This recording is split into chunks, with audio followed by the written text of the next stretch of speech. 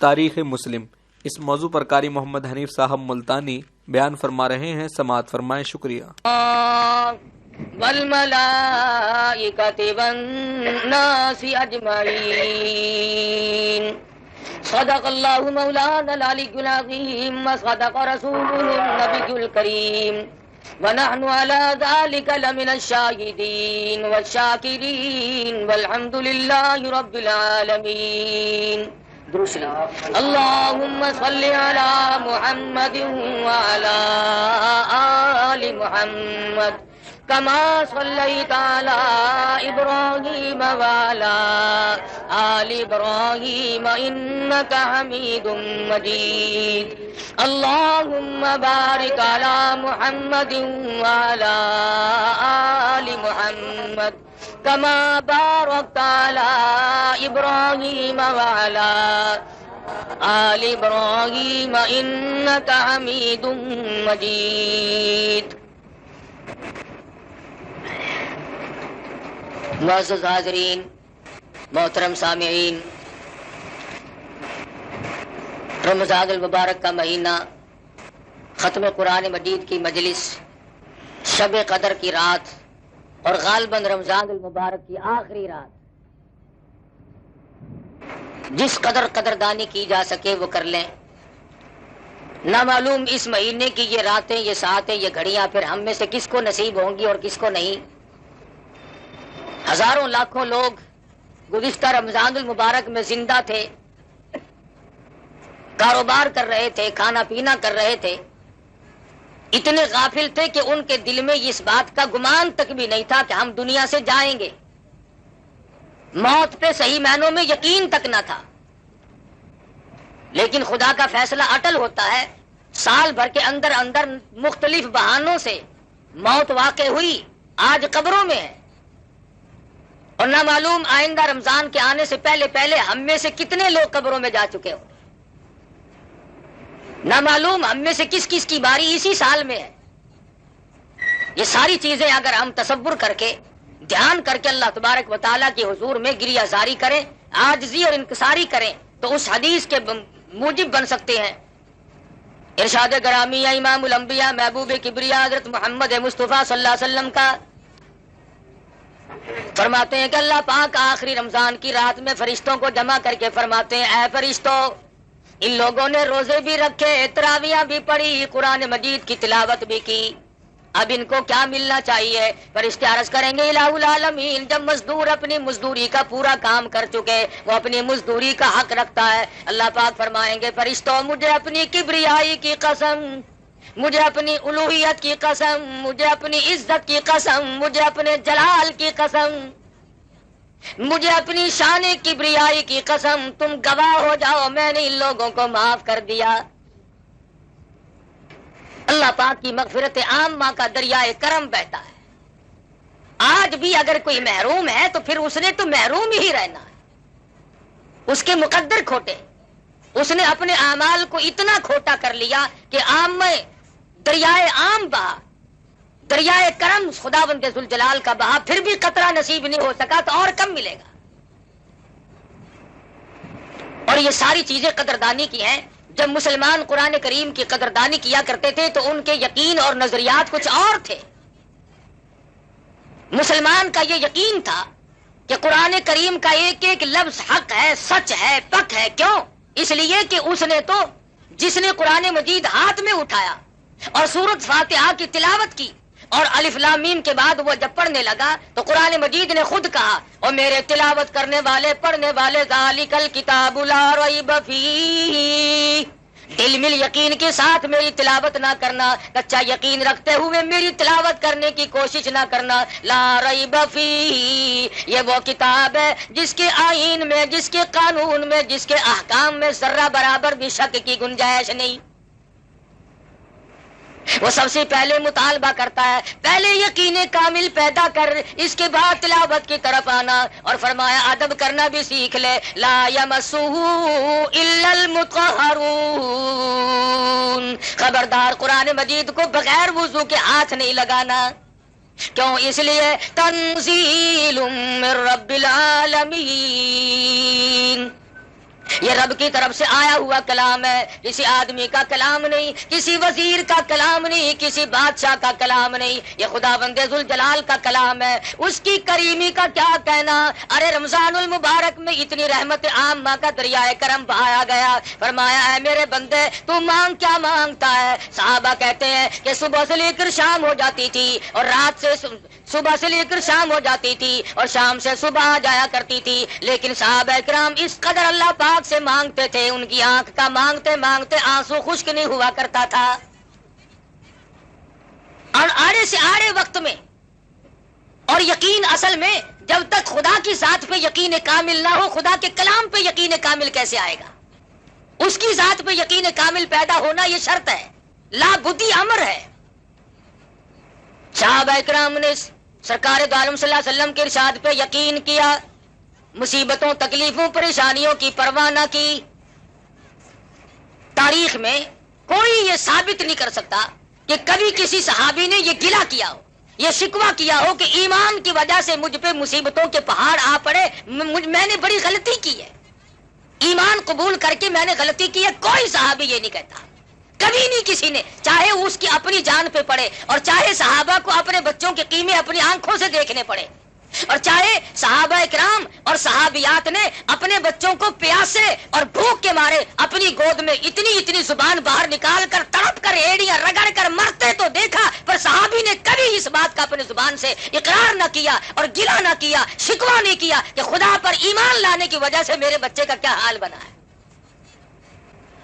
آج وہ یقین نہیں، جنہیں وہ یقین ملا ان کے کچھ اور حالات ہیں۔ سیدنا ابراہیم علیہ الصلوۃ والسلام ہے، باپ بت گر نہیں بلکہ بت پرست ہے، بت بنانے والا ہے، بت پرست بھی ہے، بت پرست نہیں بلکہ بت گر ہے، بت بناتا ہے۔ عجیب تجارت نکال رکھی تھی خلیل اللہ کے باپ نے، والد نے۔ کئی لوگ یہ کہتے ہیں کہ آزر کی عقل ماری گئی تھی، پتھروں کے خدا بناتا تھا۔ پتھر کے خدا بنانا مشکل ہے، کیا ہم نے اپنے آپ کو خدا نہیں بنایا ہوا؟ قرآن کہتا فرأیت من اتخذ الہہ ہواہ، آپ ان لوگوں کو بھی دیکھیں گے جنہوں نے اپنی خواہشات کو، اپنی مرضیات کو اپنا خدا بنایا ہوا ہے۔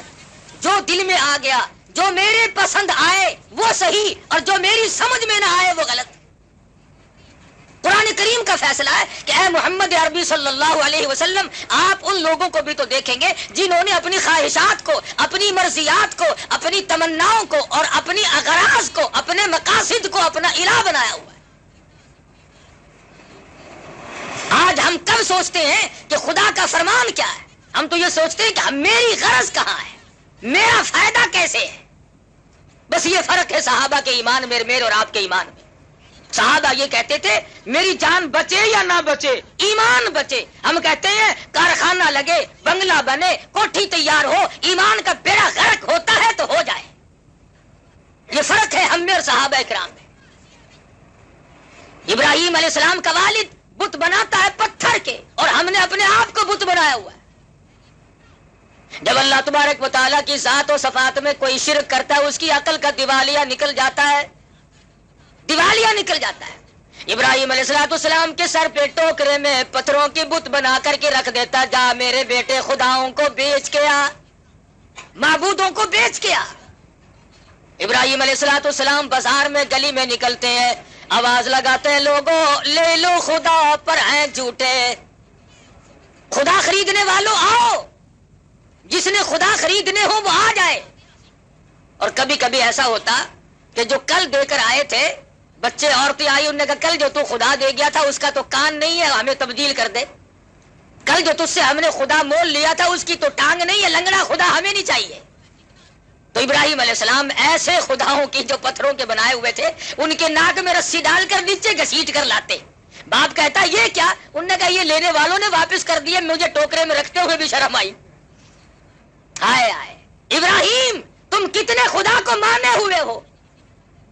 تم ہر رنگ میں یہ سمجھانے کی کوشش کر رہے ہو کہ خدا کے سوا حاجت روا کوئی نہیں، مشکل کشا کوئی نہیں، بگڑی بنانے والا کوئی نہیں، ارے کسی کو بسا کر اجاڑنے والا کوئی نہیں، آباد کو برباد کرنے والا کوئی نہیں، اور برباد کو آباد کرنے والا اس کی ذات کے سوا کوئی ہے ہی نہیں۔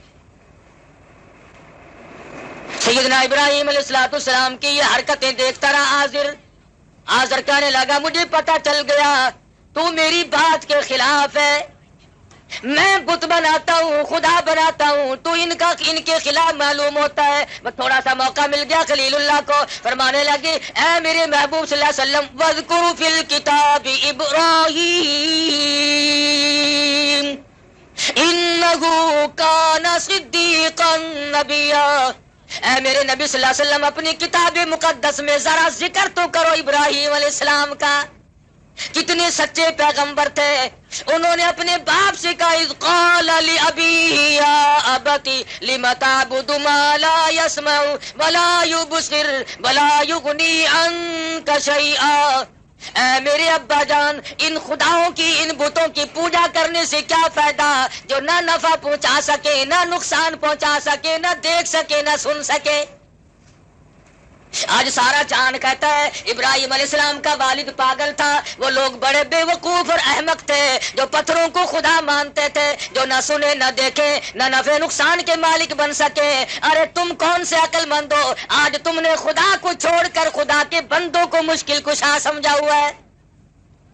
کیا آج لوگ نہیں کہتے فلاں یوں کر دے گا، فلانا ملک کو آسمان میں لے جائے گا، فلانا ملک کو چاند پہ پہنچا دے گا، فلانا ملک کو یوں کر دے گا۔ اللہ پاک فرماتے ہیں او ظالمو، تم اپنی زبانوں سے کیا بک رہے ہو؟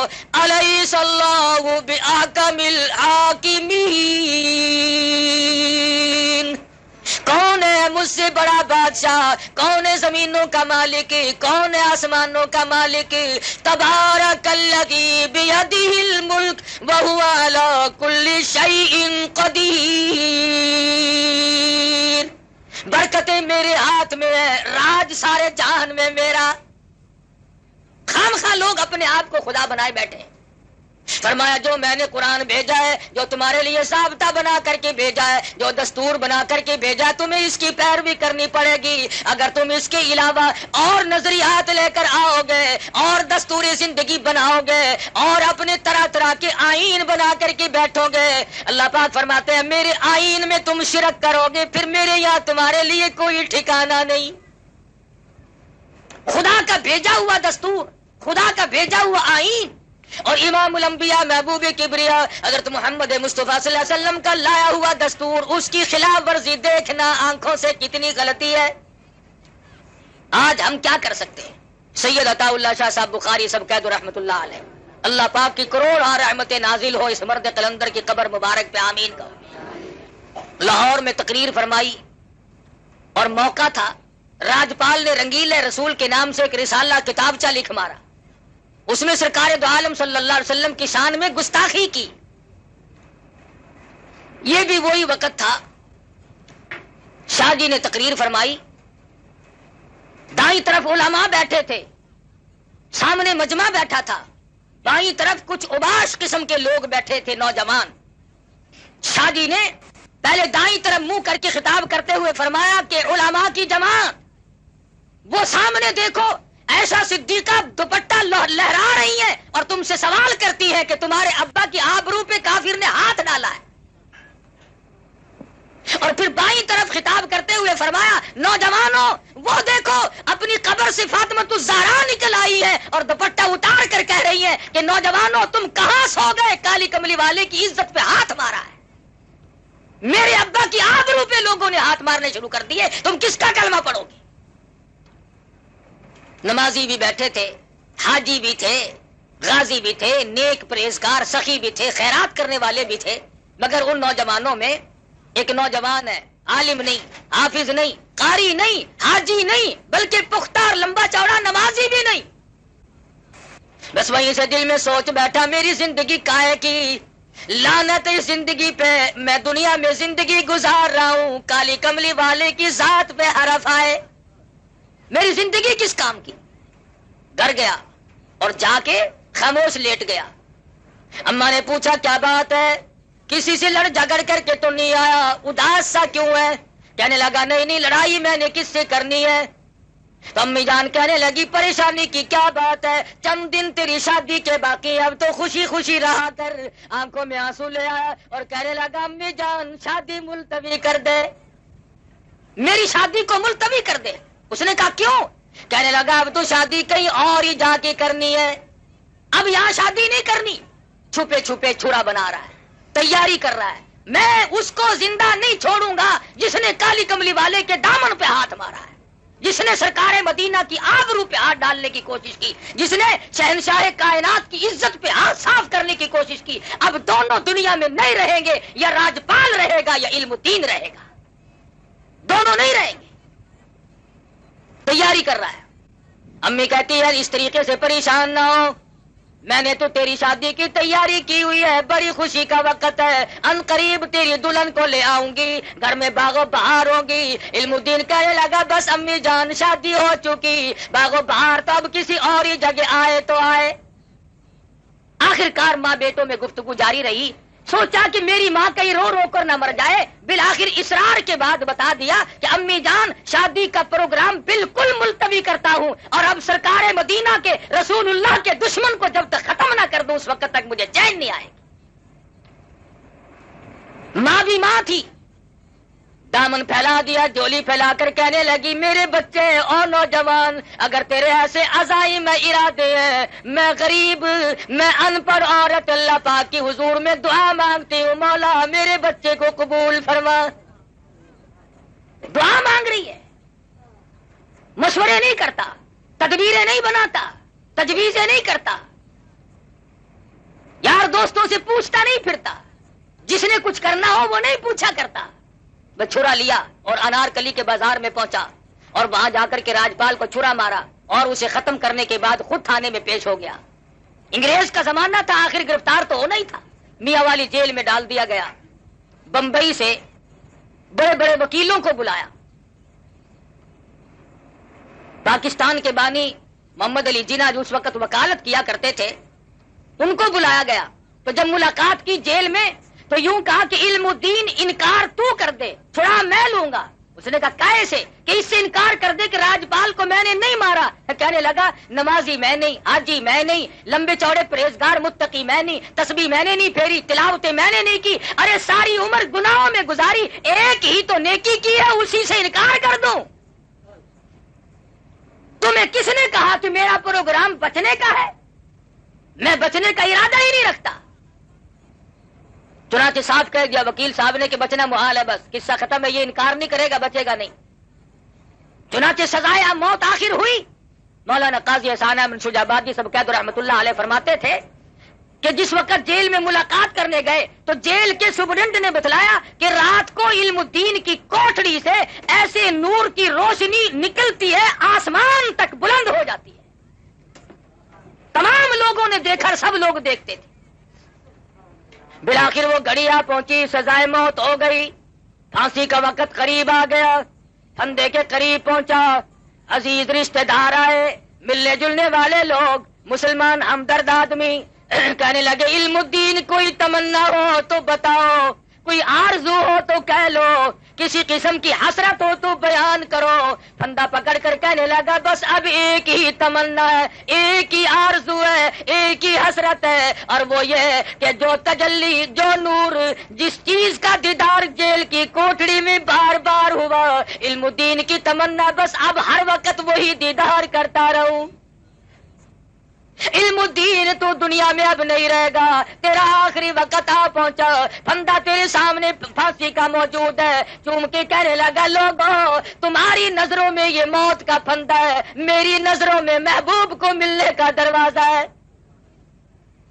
تم اس کو موت کا پھندا کہتے ہو، میں اسے آقا سے ملنے کا ایک دروازہ کہتا ہوں۔ ادھر موت آئے گی، ادھر میں اپنے آقا سے ملوں گا۔ مجھے بڑی خوشی ہے، میں غم میں جان قطع نہیں دے رہا، بس یقین بیٹھ جو گیا۔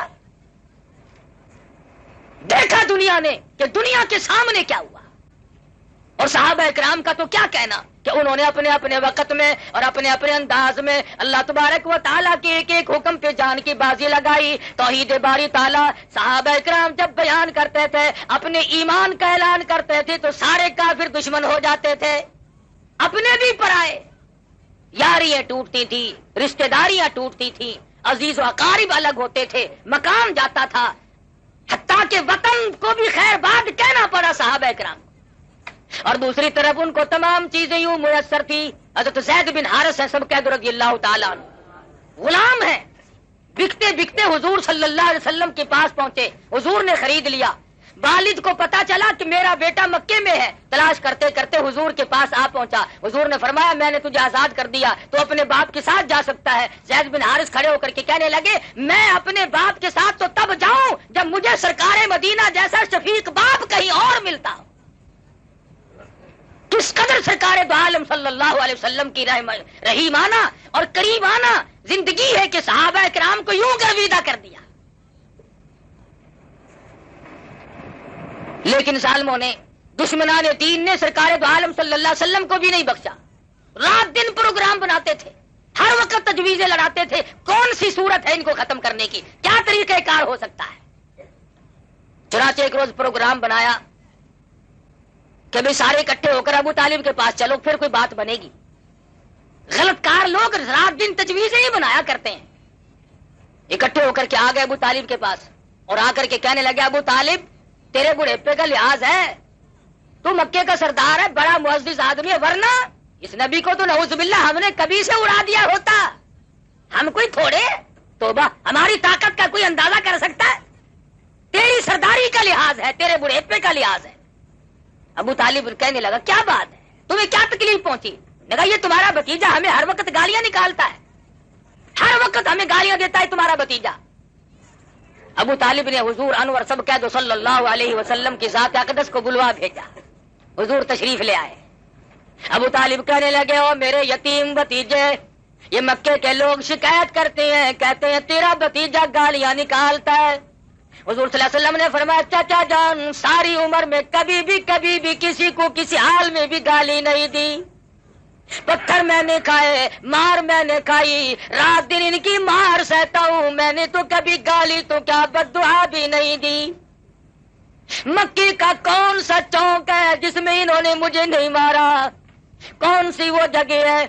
صحابی کہتا ہے امام الانبیاء محبوب کبریا حضرت محمد مصطفیٰ صلی اللہ علیہ وسلم مکے کے چوک میں کھڑے ہو کر لوگوں کو قرآن مجید سنا رہے ہیں. میں اس وقت تک مسلمان بھی نہیں تھا, میں نے دیکھا چاروں طرف کافروں کا مجمع لگا ہوا ہے, کوئی پتھر مار رہا ہے, کوئی اینٹ مارتا ہے, کوئی روڑے مارتا ہے, کوئی ہڈی مارتا ہے پھینک کر, چاروں طرف سے مار پڑ رہی ہے. اور سرکار مدینہ بلا تحمل قرآن مجید کی تلاوت فرما رہے ہیں, زخموں سے خون کے فوارے چوٹ رہے ہیں. ایک عورت نے کوٹھی پہ سے آواز دی اے زینب تم کہاں چلی گئی, تمہارے ابا کو لوگوں نے لولوان کر دیا. حضرت زینب اپنے گھر سے نکلی رضی اللہ تعالیٰ عنہ پانی کا پیالہ لے کر. زینب کی آنکھوں نے دیکھا سرکار مدینہ کا تمام جسم زخمی ہے, لہو میں کپڑے بھی تربتر ہیں, شرابور ہیں. بیٹی اپنے باپ کو لپٹ گئی, ابا جان گھر چلو, یہ لوگ کیوں مارتے ہیں, کیا وجہ ہے, مار کیوں پڑی, کیا ہوا؟ آپ تو کسی کا مال نہیں چھینتے, ادھار لے کر واپس کرتے ہو, محافظت کرتے ہو, سب کی عزت کرتے ہو, صلہ رحمی فرماتے ہو, آپ کو لوگ کیوں مارتے ہیں؟ فرمایا بیٹی تجھے معلوم نہیں, میں ان تمام لوگوں کو یہ کہتا ہوں ساری کائنات کا مالک وہ ایک خدا ہے, اس پر یہ برف دیوتا ہوتے ہیں, اس کی یہ وجہ ہے ان سب کے ناراض ہونے کی. میں خدا کا قرآن سناتا ہوں, اللہ کی توحید کا پیغام ان تک پہنچاتا ہوں. مورخین نے لکھا ہے حضرت زینب نے پانی کا پیالہ پیش کر دیا, سرکار مدینہ صلی اللہ علیہ وسلم نے منہ مبارک میں لے کر کلی جو کی تو منہ سے لہو آیا. وہ مار صحیح ہے کالی کملی والے نے, خدا کی قسم حضور فرماتے ہیں بخاری شریف میں حدیث موجود ہے کہ اللہ کی راہ میں جتنی میں نے مار کھائی اس زمین کے اوپر اس آسمان کے نیچے اتنی کسی نے مار نہیں کھائی. اور بلکہ ایک مقام پہ آتا ہے یوں فرمایا کہ اور تو اور رہے, غیر تو غیر رہے, میری پیدائش کے وقت میں جس چچا نے مٹھائی بانٹی تھی, جس نے باندیاں اور غلام آزاد کیے تھے, میرے بدن پہ میرے جسم پہ ایسی جگہ نہیں جہاں پہ سگے چچے کے ہاتھ کا پتھر نہ لگا. کوئی مذاق ہے؟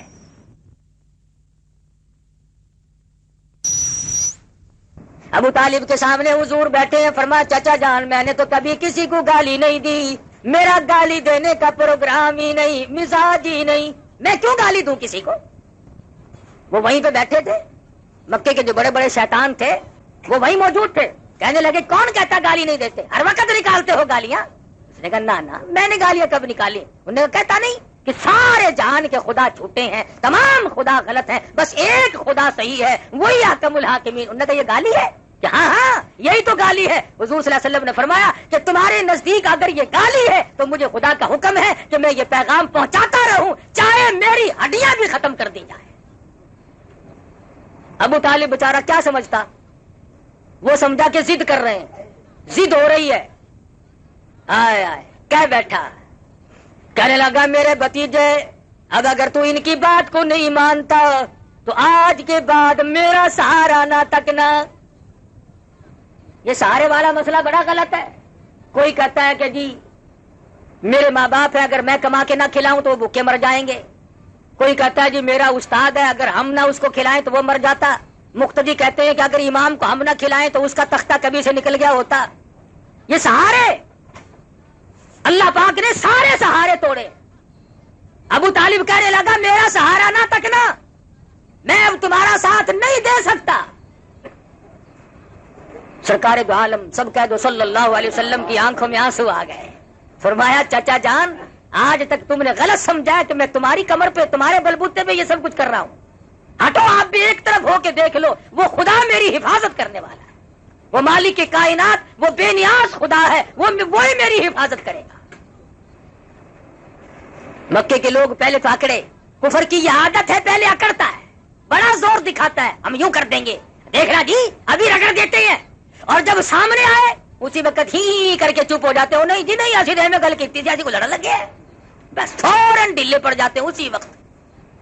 पहले दिमाग में थोड़ी सी खरखशी होती है, जब सामने आया हक, जाल हक ज़हक़ल बातिल इन्नल बातिल कान ज़हूक़ा, जब हक आएगा बातिल भागेगा, इस्लाम आएगा तो कुफर का सत्यानाश और बेड़ा गर्क होगा, रह ही नहीं सकता कुफर फिर।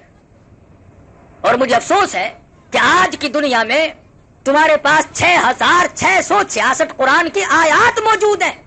अरे 8 लाख से ज्यादा पैगंबर के इरशादात का जखीरा मौजूद है। 1,29,000 सहाबा किराम के कौल और अफ़आल और अमल मौजूद है, और बड़े बड़े बुजुर्ग और आइम्मा की जिंदगी मौजूद है। आज भी लोग क्या कहते हैं, तो पता नहीं केड़े पासे हक है, सानू तो एवें नजरदा है। कितनी बड़ी बेईमानी के अल्फाज है काका, जो हुण ताई पता नहीं लग गया तो फिर लगना ही नहीं, जो अब तक पता नहीं लगा फिर लगेगा कब्र में, फिर आगे पता लगेगा, फिर पुरसलात में पता लगेगा, फिर मौत के झटके के वक्त पता लगेगा। अगर अब भी तुझे कुरान समझ में नहीं आया तो फिर आएगा ही नहीं, फिर कब आना है। सरकार दो आलम सल्लल्लाहु अलैहि वसल्लम के प्रोग्राम में दखल अंदाजी करने वाले लोग दुनिया में इस कदर सलील होकर के मरे कि तारीख आज उनके बाद कोई और ऐसी नजीर पेश नहीं कर सकती। फरमाया फला तुतिल मुकज़्ज़िबीन बद्दू लौ तुदहिनु फयुदहिनून। ऐ मेरे महबूब सल्लल्लाहु अलैहि वसल्लम, आप बिल्कुल भी ढीले ना पड़े, इनके पीछे ना लगना, मैं खुदा आपका निगहबान और मुहाफिज हूँ, कोई परवाह ना करो, आप है और मैं हूँ, बस किसी की क्या हाजत बाकी है। तो सहाबा किराम ने अपने अपने वक्त में ऐसा अंदाज इख्तियार किया, अल्लाह गनी, मर्द तो मर्द रहे, औरत है, औरत साथ है। और कितनी खुश नसीब माई है, खामिंद भी सहाबी, बेटा भी सहाबी, खुद भी सहाबिया, खुद भी सहाबिया। अरे कुर्बान कर दूं 2 जान की दौलत है उस माई के जूते से उड़ी हुई खाक पे, जिसका पूरा घराना काली कमली वाले का गुलाम बन चुका हो, और गुलाम भी इस तरह का। अबू जहल को मक्के में सिर्फ सुमैया मिलती थी, उसे और कोई ना मिला, इसे ढूंढकर क्यों लाया?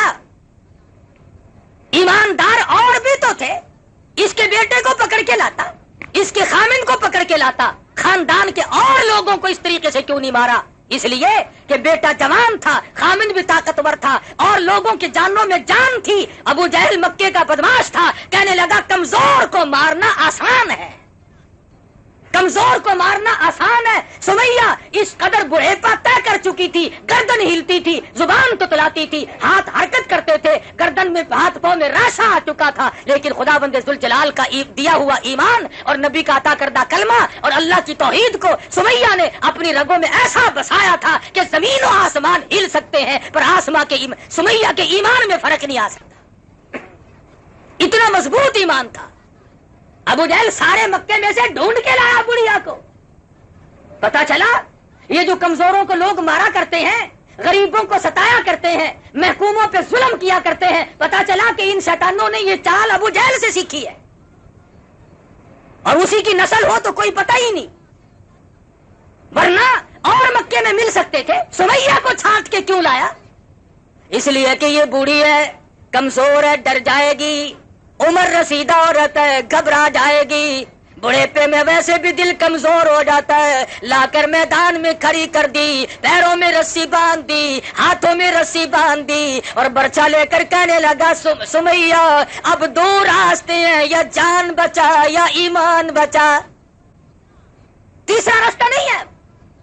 سمیہ فرمانے لگی او ظالم تو کیا سمجھتا ہے, جو برچا تو مجھے مارنے کے لیے دکھاتا ہے, میں تو محبوب کا دروازہ کھولنے کے لیے اس کو چابی سمجھتی ہوں. تو مجھے برچا دکھا رہا ہے مارنے کے لیے, اور مرنے میں میرے دیر کیا ہے؟ بہتر ہوگا کہ برچا تیرا ہو, سر میرا ہو, ڈر میرے آقا کا ہو, اور میں جا کر کہوں کہ میں حاضر ہو گئی ہوں. اس سے بڑی کیا سعادت ہو سکتی ہے؟ نعرہ تکبیر. مجھے اور کیا چاہیے؟ حضرت سمیہ کھڑی ہے, صحابہ کہتے ہیں کوئی گھبراہٹ نہیں, کسی طرح کی پریشانی نہیں. حضرت عمار بن یاسر رضی اللہ تعالیٰ عنہ جوان بیٹا حضور کی خدمت میں پہنچا اور جا کے کہنے لگا یا رسول اللہ ذرا تشریف تو لاؤ, میری بوڑھی اماں کا حال تو دیکھو. حضور تشریف لائے. کتنے بے کس اور مجبور ہوں گے اس وقت میں مسلمان کہ سرکار دو عالم صلی اللہ علیہ وسلم نے جب دیکھا سمیہ کو بندھا ہوا تو آنکھ میں آنسو آ گئے, اور فرمایا عمار اسی وقت دوڑ کے جاؤ, سمیہ کو جا کے بہشت کی بشارت سنا, اور جا کر کے میں نبی کا سلام پہنچا. کیا خوش نصیب مائی ہے, آخری وقت میں تجھے پیغمبر کا سلام آ رہا ہے, شہنشاہ کائنات کا تجھے سلام ملا. اس لیے نہیں کہ تو بنگلے سے نکل رہی ہے, اس لیے نہیں کہ تو کوٹھی سے نکل رہی ہے, اس لیے نہیں کہ تو وزیر اعظم کی بیوی ہے, اس لیے نہیں کہ تو گورنروں کے خاندان سے ہے, اس لیے نہیں کہ تو دنیا میں بہت زیادہ حسین و جمیل ہے, بلکہ اس لیے کہ آقا کی غلامی کا پھندا تم نے وہ مضبوط ڈالا ہے کہ تم اپنی جان کا قیمت تو بنوا سکتی ہو, پر ایمان کے میدان سے پیچھے ہٹنے کے لیے قطعاً تیار نہیں. سمیہ کے بیٹے نے آ کر کے سلام پہنچایا, نبی کا پیغام اور بشارت دی, تو مسکرا رہی ہیں. کافر حیران کھڑے ہیں. ہم تو کہتے تھے بڑھیا گھبرائے گی, یہ تھر تھر کانپنے والی, یہ ضعیفہ, یہ کمزور, یہ ناتواں, ہم نے تو سوچا تھا یہ پھر جائے گی تو اور بھی پھریں گے, ارے بوڑھی کا یہ حال ہے تو جوان کیا کریں گے. حضرت سمیہ رضی اللہ تعالیٰ عنہ بالکل آرام سے کھڑی ہیں, بار بار چاروں طرف سے کافر ڈراوا دے رہے ہیں, ابھی ابھی تیرے ٹکڑے کر دیے جائیں گے, ابھی ابھی تجھے چیر دیا جائے گا, ابھی ابھی تجھے تیرا قیمہ بنا دیا جائے گا, ابھی تجھے یوں مارا جائے گا. سمیہ کہنے لگی بات ہی کوئی نہیں, میرے یہاں مرنے جینے کا فرق ختم ہو گیا. کیوں؟ اس لیے الفت میں برابر ہے, وفا ہو یا کہ جفا ہو, ہر چیزوں میں لذت ہے گر دل میں مزہ ہو. تم مجھے مرنے سے ڈرا رہے ہو, ارے یہ جو وقت گزر رہا ہے مجھے یہ شاک معلوم ہوتا ہے, جلدی کرو مجھے میرے محبوب سے ملا. یہ موت میرے لیے دروازہ بنے گا, میں اپنے پروردگار سے ملوں گی, میں اپنے کلمے کی شہادت دوں گی, میں اپنے مضبوط ایمان کا اظہار کروں گی, میرے یہاں گھبراہٹ کا نام و نشان نہیں, اور مفت کا ڈراوا نہیں تھا. چنانچہ ابو جہل آگے بڑھا, ارے بڑھے پہ ترس نہ کھایا, کمزور ہے, عورت ہے, مائی ہے, ضعیف ہے, برچھا مارا, ادھر ادھر اونٹ دوڑا کر سمیہ کے ٹکڑے کر دیے گئے. مجال ہے جو ایمان میں ذرہ برابر بھی تزلزل آیا ہو یا گھبراہٹ آیا ہو, ارے ایمان ہو تو ایسا ہو, خدا کے قرآن کی عظمت ہو تو ایسی ہو. آج ہم اپنے آپ کو مسلمان بھی کہلاتے ہیں, اور ذرہ برابر بھی تکلیف کا تحمل کرنے کے لیے ہم لوگ تیار نہیں. ہزارہ واقعات ہے صحابہ کرام کے، ارے جنہوں نے اللہ کو اپنایا، مجدد الفسانی کو گوالیار کے جیل کے قلعے کے اندر خدا کو پکارنا پڑا اور خداوند عالم کے نام کی ضربیں لگائی، ابو حنیفہ کا جنازہ جیل سے نکلا، علامہ ابن تیمیہ مرحوم کا جنازہ دمشق کی جیل کے مینارے سے اعلان ہو کر کے باہر آتا ہے، کون ہے جس نے مصیبت نہ سہی؟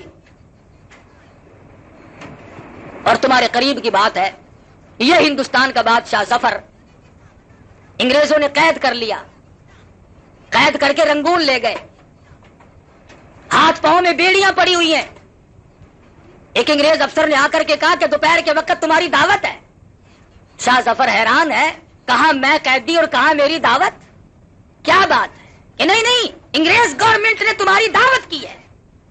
انگریز بڑا بے ایمان تھا، اس نے جس طرح کی گولی کوئی کھاتا دکھائی دیا ویسی گولی ماری، کسی کو سر کا لقب دے دیا، کسی کو جائیداد اور مربے اور جاگیریں دے دی، کسی کو کچھ دیا کسی کو کچھ دیا، تاکہ یہ لوگ اسلام اور مسلمانوں سے غداری کرتے رہیں۔ اور شاباش ہے ان مسلمانوں کو بھی، آج تک بعض لوگ غداری کرتے چلے آتے ہیں، اور پھر کہتے ہیں جی ہم سے بڑا مسلمان کوئی نہیں۔ اچھا کیا نشانی ہے جی مسلمانی کی؟ کہ دیکھو نا جی میرا ابا سر تھا، سر، انگریز کا دیا ہوا لقب سر کا تھا۔ یہ نہیں کہا کہ میرا باپ نمازی تھا، حاجی تھا، غازی تھا، مجاہد تھا، اللہ اور اس کے رسول کے احکام پہ مر مٹنے والا تھا، کہ نہیں انگریز کے گھوڑوں کی لید اٹھایا کرتا تھا، انگریز کے گھوڑوں کے خرخرے مارا کرتا تھا۔ یہ جو تمہیں بڑے بڑے آج بھی تنگ کرتے دکھائی دیں اور جنہوں نے ہمارے ملک میں 30 برس ہو گئے طوفان مچا رکھا ہے، یہ سارے انگریز کے گھوڑوں کی لید صاف کرنے والے لوگ ہیں۔ میں تھوڑا سا شہر سے باہر رہتا ہوں نا، اب دیہات کے لوگ کہتے ہیں ارے کاکا ہوں کیا تھی گا ریڈیو تے ہر ویلے بانگ لگی رہتی ہے، ریڈیو تے ہوں تو بانگ کھلی ہے، 30 سال میں کبھی ریڈیو پہ اذان نہیں ہوئی۔ وہ بدماشی پھیلائی ریڈیو ٹیلی ویژن کے ذریعے، وہ کنجر پنا پھیلایا کہ خدا کی زمین بھی پناہ پکار اٹھی۔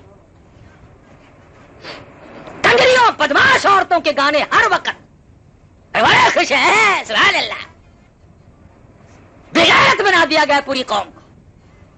اب پکڑانا خدا نے، اب خدا کو یاد کرتے یا اللہ تو ہی ہے، تو ہی مہربانی کرے گا۔ ہوں تو میں یہ کہہ رہا ہوں کہ مسلمان اپنے انجام سے اس قدر بے خبر کیوں رہتا ہے؟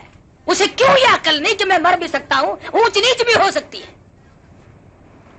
تو شاہ ظفر کی دعوت کی انگریز گورنمنٹ نے، اور پیروں کی بیڑیاں کھول دی اور ہاتھ کی ہتکڑی نکال دی اور کمرے میں جا کر کے بٹھا دیا، ہاتھ دھلائے، اور اس کے بعد برتن آنے شروع ہوئے، 1 آیا، 2 آئے، 3 آئے، یکے بعد دیگرے 12 برتن آئے جن کے اوپر سرپوش ڈھکے ہوئے تھے۔ اور جب انگریز افسر نے شاہ ظفر کے سامنے آ کر کے وہ برتن اٹھائے اور سرپوش اٹھائے تو شاہ ظفر نے دیکھا کہ پہلے برتن میں سب سے بڑے بیٹے کا سر تھا، اور اس کے بعد اس سے چھوٹے کا سر تھا، اور پھر تیسرے کا سر تھا۔ شاہ ظفر کے 12 بیٹے تھے، 12 کے 12 بیٹوں کے سر شاہ ظفر کے سامنے برتنوں میں کاٹ کر رکھے ہوئے تھے۔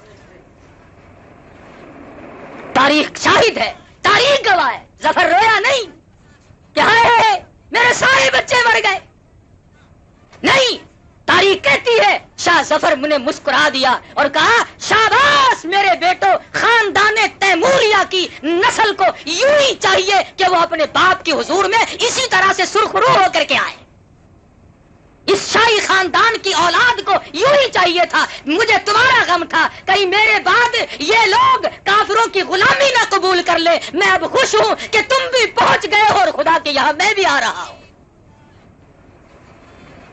تو یہاں تو ایسے ایسے لوگ قریب ہی سے ہو گزرے، بات کیا ہے؟ یہی تمہارا ملتان شہر ہر وقت کا راجہ دیوان کی حکومت ہے، 600 ساڑھے 600 سال پہلے کی بات ہے۔ بیٹے نے کلمہ پڑھا، مسلمانوں کا عمل دیکھ کر، کاروبار دیکھ کر۔ آج کل تو کاروبار بڑا عجیب ہے، جب تک 1 آنے کا روپیہ نہ بناؤ اس وقت تک تو کاروبار نہیں چلتا۔ رمضان شریف سے پہلے کوئی 2 ڈھائی روپے 3 روپے نیمبو نہیں خریدتا تھا، اور چاند دکھتے ہی یار لوگوں نے 20 روپے کر دیے، اور 20 روپے نیمبو بیچے تاکہ روزہ کھولنے والے لوگ آخر لیں گے ہی، اور اس کے بعد نعرہ اٹھایا قومی اتحاد زندہ باد۔ ہی اچھا قومی اتحاد ہے بھائی، روپے کے 20 بنانے اور لیں گے کون؟ روزہ رکھنے والے۔ تو تم روزہ رکھنے والوں کی کھال اتارنے کے لیے پیدا ہوئے ہو؟ تمہیں یہ حق کس نے دیا؟ تمہیں یہ مسئلہ کس نے سمجھایا کہ جو اللہ اور اس کے رسول کے حکام کو پورا کرتے ہو اور پیاس کی وجہ سے اگر تم سے وہ کوئی سودا خریدنے آئے تو تم اس کی کھال اتار لو؟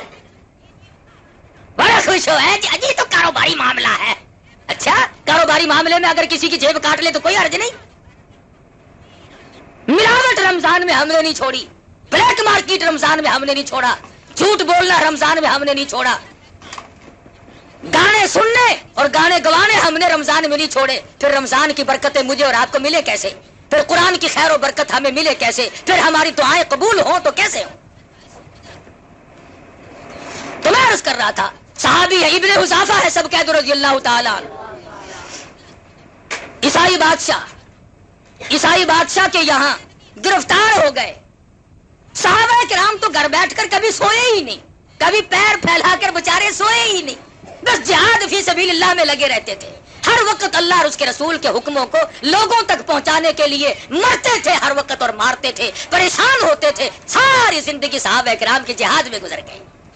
یوں ہی تو نہیں اللہ پاک کے نبی نے فرمایا کہ جہاد کی راہ میں جب آدمی نکلتا ہے اسلام کو چمکانے کے لیے, کفر کو مٹانے کے لیے جو قدم اٹھتے ہیں اور قدم پر جو گرد غبار پڑتی ہے, تیرے نبی کا فرمان ہے کہ اس جگہ جہنم کی آگ حرام کر دی جاتی ہے. بشرطے نیت یہ ہو کہ میں اسلام کو چمکاؤں گا. یہ نیت نہ ہو کہ اگر میری وزارت بن گئی تو بس 10-20 ٹرکوں کے لائسنس پہلے میں لوں گا بھائی. یہ نیت نہ ہو کہ دیکھو جی آخر اپنا یار ہے نا, اپنا رشتہ دار ہے, یہ جو ممبر بن گیا نا تو انشاءاللہ پھر سیمنٹ کی تانوں کوئی کمی نہیں رہنی. پہلے ہی نیت اگر یہ ہے تو اسلام کی چمک کہاں, بلکہ صرف رضا الہی مقصود ہو, نبی کی اطاعت اور غلامی مقصود ہو, پھر بات بنے گی. ابن حذافہ رضی اللہ تعالیٰ عنہ 2 صحابیوں کے ساتھ گرفتار ہو گئے. بادشاہ وقت نے, عیسائی نے سب سے پہلے وہی بات کی جو کافر لوگ کیا کرتے ہیں. یہ پرانا طریقہ ہے, جو ہمارا ساتھ دے گا ہم اسے یوں دیں گے, ہم اسے مربے دیں گے, ہم اسے جاگیر دیں گے, ہم اسے قلعے دیں گے. خدا جانے کیا کیا طریقہ, یہ وہی سے نکلا ہوا ہے پرانا. ابن حذافہ کو بٹھا کر کے عیسائی بادشاہ کہنے لگا اگر تم ایمان کا انکار کر دو, کلمے کا انکار کر دو تو میں 3 ریاست تیرے حوالے کر دوں گا, تجھے 3 ریاست کا مالک بنا دوں گا. ابن حذافہ جواب دے فرمانے لگے او ظالم, تو کافر, تو مجھے دنیا کا لالچ دیتا ہے, مجھے لا الہ الا اللہ محمد الرسول اللہ صلی اللہ علیہ وسلم کے بعد میرے نبی نے جو بشارت دی ہے اتنی بڑی بہشت ملے گی جو تیری پوری ریاست سے بھی 100 گنا بڑی ہوگی, تیری پوری ریاست سے 100 گنا بڑی ہوگی جو اللہ کے نبی نے بہشت کا مجھ سے وعدہ فرمایا. اچھا دوسری سٹ ماری, یہ اس سے زیادہ نازک ہے. انہوں نے کہا ابن حذافہ اگر تو کلمے کا انکار کر دے, بڑی خوبصورت میری بیٹی ہے, میں تیری ساتھ شادی کر دوں گا. یہ بڑی نازک سٹ ہے, اس کا جھیلنا بڑا مشکل ہے. پہلے زمانے میں لوگ بڑے بڑے کرتے تھے کہ اگر تم ہمارے مذہب میں داخل ہو جاؤ تو یوں کریں گے, ہم تجھے یوں رشتہ دے دیں گے. آج کل بھی کرتے ہیں, یہ بڑوں بڑوں میں یوں ہی ہے, اور کیا ہے ان کے پاس, اور کیا رکھا ہے؟ شرافت تھوڑا ہی ہوتی ہے, بس یہی ہے کہ آؤ ملو جلو کھاؤ پیو, موت آئی تو مر جاؤ بس. ابن حذافہ نے فرمایا کہ میرے نبی نے جن حوروں کا مجھ سے وعدہ فرمایا ہے اگر وہ دنیا میں تھوک دے تو پوری دنیا خوشبو کی وجہ سے بے ہوش ہو جائے. میرے نبی نے جس کلمے کی برکت سے, ایمان کی برکت سے جس بہشت کا وعدہ فرمایا ہے, اگر اس کی حور کا جوتے کا تسمہ نظر آئے تو پوری دنیا اس خوبصورتی کی وجہ سے مدہوش اور بے ہوش ہو جائے. میرے جیسا ہوتا نا تو اسی وقت نعوذ باللہ توبہ میری, کیونکہ ہمارا ایمان کہاں سے آیا اتنا مزہ. ہم تو کہتے لیا بھائی پڑھا ان مورا ویکھی جاوے گی, پھر کلمہ کتنے نٹ چل رہا, پھر کلمہ پڑھ لے گے. آج تو لوگ کہتے ہیں نا چلو ادھر جدھر کی ہوا ہو, میاں چٹ لگانا چاہیے. موقع دیکھو جی میں موقع ہوئے گزارا کرو. ارے موقع مرتے وقت ایمان کا موقع ہے, اگر ایمان نہ ملا تو بیڑا گرک ہو. ابن حذافہ رضی اللہ تعالیٰ عنہ نے شادی کی لالچ کو بھی ٹھکرا دیا, زمین جائیداد کے لالچ کو بھی ٹھکرا دیا. اس کے بعد عیسائی بادشاہ کو غصہ آیا اور کہنے لگا تینوں مسلمانوں کو, تینوں نبی کے پروانوں کو, غلاموں کو میدان میں لے چلو, لے چلو میدان میں. ان کو کیا کرو گے؟ ان کی آزمائش ہوگی, ان کو ہم ٹھکانے لگا دیں گے, ان کا ہم چمڑا اجیڑ کر رکھیں گے. گئے, دیگ لائی گئی, دیگ ابلنی پکنی رکھ دی.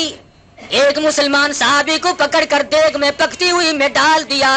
ابن اضافہ فرماتے ہیں دیگ میں پکنے والا مسلمان نوجوان صحابی حالت یہ تھی کھال جل گئی ہڈیاں جل کر راکھ ہو گئی پر جب تک دم میں دم رہا پکتی ہوئی دیگ میں سے برابر کلمے کی آواز آتی رہی. اتنا مضبوط ایمان. اور وہ جو 2 بہار بقایا تھے وہ روئے دھوئے نہیں. جب اپنا بھی وقت آ گیا ہائے ہائے ہم مر جائیں گے ہائے اب دیکھو ٹائم آ گیا. ابن حذافہ کہتے ہیں ہم ایک دوسرے کو دیکھ کر مسکرا رہے تھے اور مبارکباد دے رہے تھے کہ جو اللہ پاک نے میدان جہاد میں نہیں دیا شہادت کا انتظام یہاں کر دیا. مبارک کو گھبرانا نہیں. ایک دوسرے کی طرف مت دیکھو. انشاءاللہ کل حوض کوثر پہ ملاقات ہوگی. یہ صحابہ کرام کے نظریات ہیں. عرض کر رہا تھا کہ رمضان المبارک نے ہمیں توحید کا پیغام دیا. اللہ کے قرآن نے ہمیں توحید کا پیغام دیا. خداوند عالم نے فرمایا میرے قریب آ جاؤ ساری دنیا تمہاری ہے. میرے نزدیک آ جاؤ پوری کائنات تیری ہے. چاند سورج ستارے دریا سمندر ہوا سبزی ترکاری تمام تر یہ سارا جہان تیرے لیے تو ہے. کل جہان تیرے لیے او میرے بندے تو صرف میرے لیے. تو میرے لیے تمام سبزی پھل فروٹ ترکاریاں نعمتیں سب تیرے لیے. تیرا سر ہو میرا در ہو اور تیری جھولی ہو میری عطا ہو. تو مانگتا ہوا تھک جائے میں تجھے دیتا نہ تھکوں. میرا خزانہ بڑا وسیع ہے اس لیے مانگنے والا بن. وہ تو مائل بکرم ہے کوئی سائل ہی نہیں. وہ تو اتنا دینا جانتا کوئی لینے والا بھی بنے. تو صحابہ کرام نے بھی عجب عجب طریقے سے مار کھائی. اور یہ ملتان کی بات کر رہا تھا پہلے بھی کئی مرتبہ سنائی ہوگی. راجہ دیوان کا بیٹا مسلمان بن گیا کاروبار دیکھ کر. آج ہمارا کاروبار دیکھ کر کے تو الٹے لوگ کافر بن رہے ہیں. معاملہ بالکل خراب ہو رہا ہے. چھوٹے سے بڑے تک تمام چیزیں دیکھ لو. اوپر جو چیز رکھی ہوگی نا نہیں میں دینی ہے تو نمونہ رکھا ہوا ہے. چل بھائی نمونہ اور تو بچوں اور ایک کیسے بنے گا ہمارا وہ اندر باہر کیسے بنے گا. بڑا مشکل مسئلہ ہے. لیکن وہ راجہ دیوان کا بیٹا کاروبار میں مسلمانوں کی سچائی اور صداقت کو دیکھ کر مسلمان بن گیا. لا الہ الا اللہ محمد الرسول اللہ صلی اللہ علیہ وسلم کلمہ پڑھ لیا. راجہ کو بڑی فکر ہوئی کہ میرے گھر میں دین آ گھسا. بڑا معاملہ خراب ہوا تو اور بھی گھر کو اندر کوئی آئے گا دین کا تو یہ خاصا باہر تو جانے سے رہا. اس نے ہندوستان سے جگہ جگہ سے پنڈت لوگ طلب کیے بلائے. میرے بچے کو سمجھاؤ بے دین ہو گیا مسلح بن گیا بڑا کام خراب ہے میری تو آبرو گئی. بڑے پنڈت آئے بڑا سمجھایا. دیکھ اسلام میں یوں ہے یہ مسلمان نے کہا کچھ بھی ہو جب میں کلمہ پڑھتا ہوں میرے دل کی رگوں میں ٹھنڈ پڑتی ہے. جب میں خدا کا کلمہ پڑھتا ہوں کہنے لگا آسمان زمین روشن ہو جاتے ہیں. کفر اندھیرا ہے ایمان اجالا ہے. ایک پنڈت بڑا چلاک تھا کہنے لگا کہ اگر یہ اسی طرح جمع رہا تو اس کے ساتھی تو یہاں اور بے شمار پیدا ہو جائیں گے. کوئی ایسی تدبیر نکالو کہ نہ رہے بانس اور نہ بجے بنسری یہ مر جائے. لگا میاں اور نوجوان کیا کلمہ پڑھتا ہے تو چھوڑتا نہیں کہ نہیں کہ اچھا ہم تجھے یہ لوہا گرم کر کے دیتے ہیں 5 منٹ تک سینے سے لگا کے دکھا. پہلے تو دل میں ذرا خوف سا کھایا کہ آگ کا کام تو جلانا ہے. پھر سوچا اللہ پاک کی آگ بھی مخلوق ہے اور میرے مالک آگ بھی تیری مخلوق ہے میں بھی تیری مخلوق ہوں. کلمہ چھوڑنے کے لیے میں تیار نہیں. مر جاؤں تو مجھے کوئی انکار نہیں. کوئی بات نہیں. اور لوگوں تاریخ گواہ ہے یہ ملتان کا چوک بازار شاہد ہے. راجہ دیوان کے بیٹے کو گرم گرم لوہا کر کے لوگوں نے دیا. 5 منٹ کے بجائے گھنٹوں سینے سے لگائے کھڑا رہا اور کھلی آنکھوں سے دیکھا گرم گرم سرخ لوہے کے اوپر زندہ کیڑی مکوڑے اوپر سے گزر رہے ہیں پھر رہے ہیں. سمجھ گیا جو ذات ان کی حفاظت کر سکتی ہے وہ میری بھی نگہبانی فرمائے گی. راجہ دیوان کے بیٹے کے ایمان کا مظہر اور قوت اور مضبوطی اور جرأت دیکھ کر شاہی خاندان اور راجہ کے خاندان کے 600 کافر مسلمان بن گئے. 600 آدمی کلمہ پڑھ کر مسلمان بن گیا.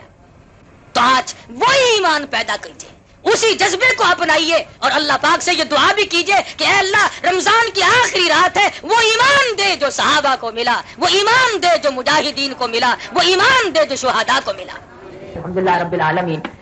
ابھی نماز جمعہ کے بعد یہاں خن برج ڈاکٹر لطیف اللہ کے مکان کے پاس ایک شادی میں کچھ بیان کا سلسلہ ہے. ابھی فوراً جاؤں گا میں. جو ادھر کے لوگ وہ شوق رکھتے ہو پہنچ جائیں.